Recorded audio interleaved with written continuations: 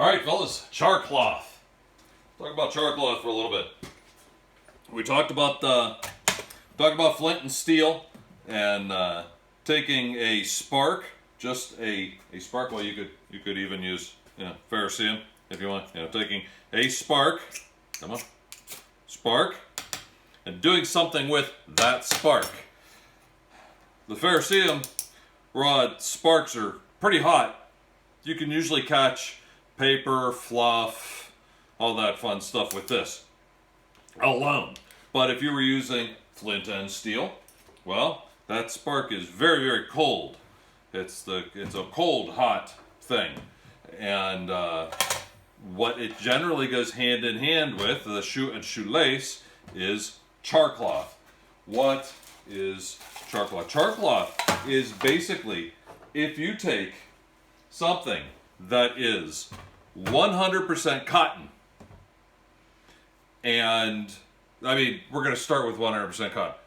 We could talk about other materials, but generally speaking, in the whole, if you're going to go, and attempt to have a conversation with other people of this ilk, a lot of them are going to start with cotton. And I keep saying 100% cotton. I'm not selling anything for the cotton industry. I'm not selling anything for the cotton industry.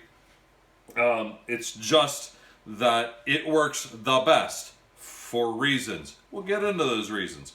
So, char cloth, basically what you normally see people, let's get into how it works before we can even make it. I think I have a couple pieces here. They've been kind of beat around a little bit. Let's see if they see if it actually works. I'm gonna need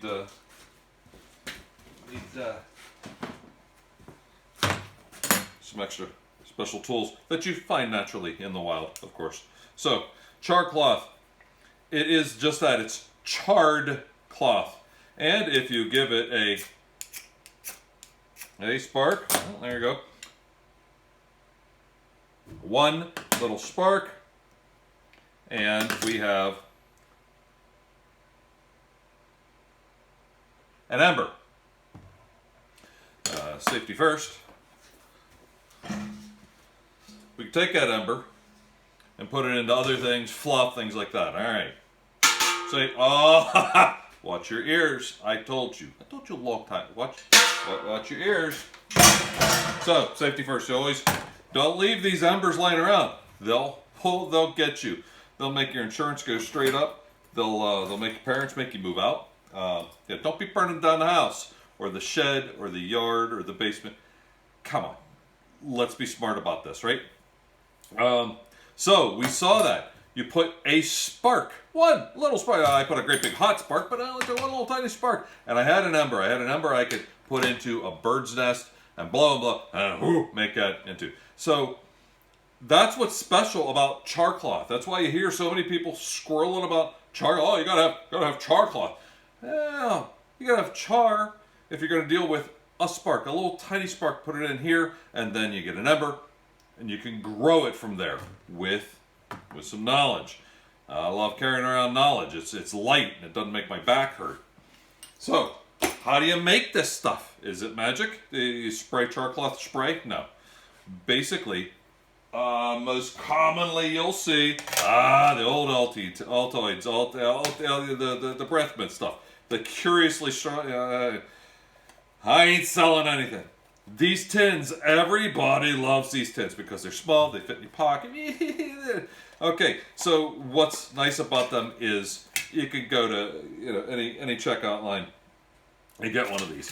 And it starts with, what I say, 100% cotton. The cotton could be t-shirt. A lot of guys like to use, come on, pieces of blue jean because it's heavier. We'll get into that in a second because it's heavier.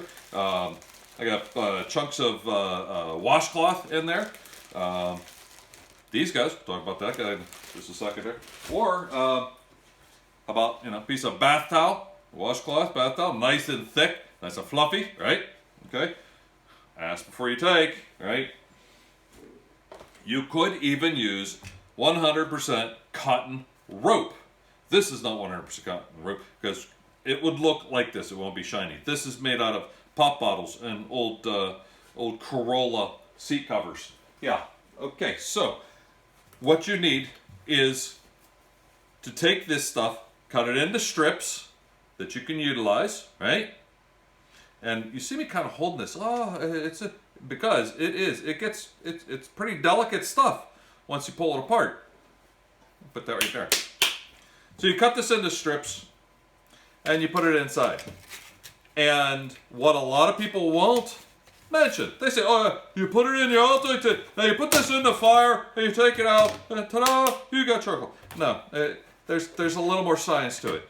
A lot of guys will say, I say, cut this into the strips that you want, because when you take it out, it's pretty delicate. You don't want to be jacking around with it too much because it'll fall apart in your hands. Cut it into the strips that you want and put it into whatever your metal container is and pack it right full in there. There's a reason for that. So we got our materials. We got 100% cotton, some heavier cotton, some, get this out of there, otherwise I'll lose it. This all goes into a bag, char cloth bag. Hey, don't lose this stuff. We got to be able to teach with it. This stuff is the pads that mom or sister or grandma or girlfriend wipes off the makeup, or they dab the makeup and they put it on, or they stuff that into the makeup gun, and then and they're beautiful. I know that they use this stuff on their face and it makes them beautiful. Not that they weren't already. It makes them more beautiful. Special. So this stuff is 100% cotton, and it's got a little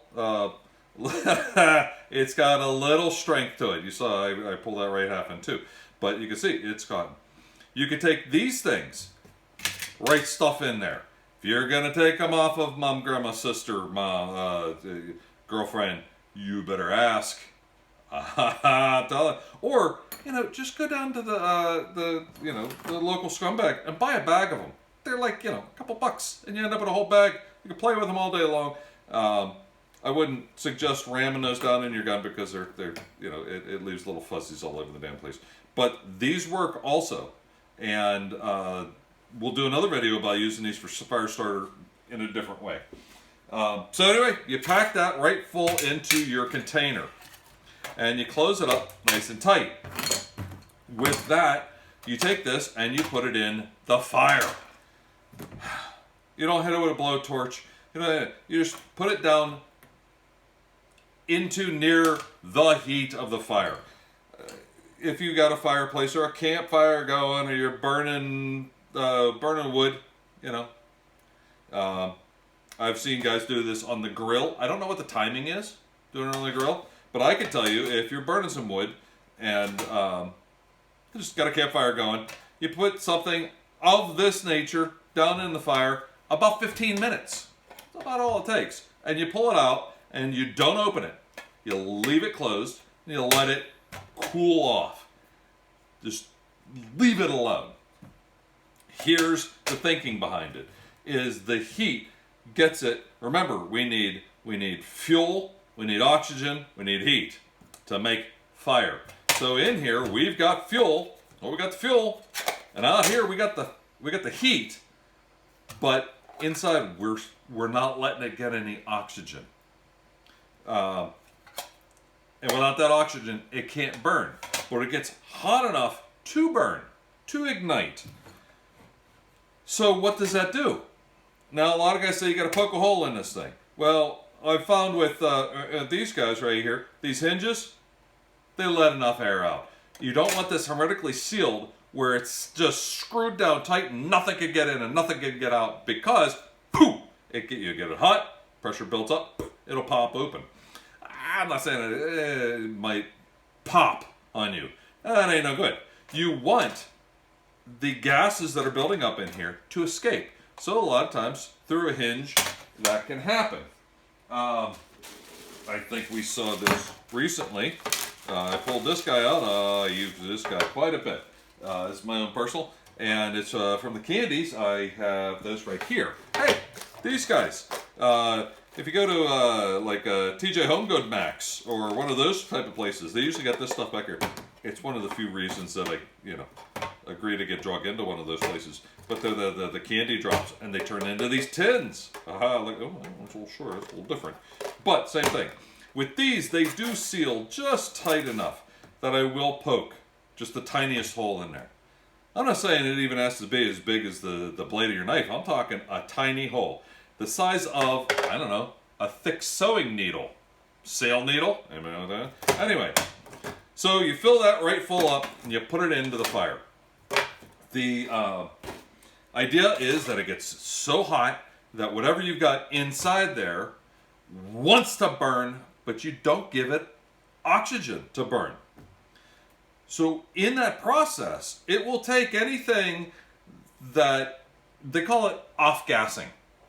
Any of the chemicals, any things like that. If you have, hey, there's this. What makes it blue? There's a chemical, special number 5 blue. I don't know. There's all kinds of chemicals that they put in here, and that gets hot and turns into gaseous form, and you let it right out of that hole. And it comes out of the hinges. You let it off gas. Sometimes by the fire, you'll see a little flame coming out of the hole, right? Don't worry about it. It's fine. I'm letting all the fire out. It's fine. You're burning off the chemicals. The off-gassing is happening. When you see that flame die down, then you know that off-gassing is done. And all you're doing is really overcooking it. I usually say about 15 minutes. So I've got quite a few different examples here. They don't have to be this guy. I'm not selling stuff for this guy. But there's lots of companies that put out stuff that are that shape. Here's another one that I have no idea. I think this might have been a candle that Big Boss had. When it was all done, I absconded with that, cleaned it up, little tiny hole. Look, the little tiny ones, same thing. If you're only wanting to make a little bit. I like to make a lot. You can, but along with that, so we have all of these, along with the idea of packing these right full of material and cooking it. Whoa, why don't I make just a pile of it? Ha ha! I will stuff this thing right full of bath towels and old cotton flannel shirts. All that. Here's the deal. That sure is a whole lot of oxygen in there. You would have to have this thing absolutely stuffed. I mean, just packed in there. And then to keep it packed in, you'd probably have to clamp this. I don't know. There's a whole lot of oxygen in there. I've never heard of anybody trying to do bulk char cloth and it come out well. It just doesn't. I think that's why these little guys usually win. Watch your ears. So that's why these win. But then again, there's the theory of a lot of people that get into this whole science of making flame, and everything gets tighter and smaller and smaller and smaller, and then they start getting, I'll make char cloth, I'll make a fire, I'll make this, I'll make a.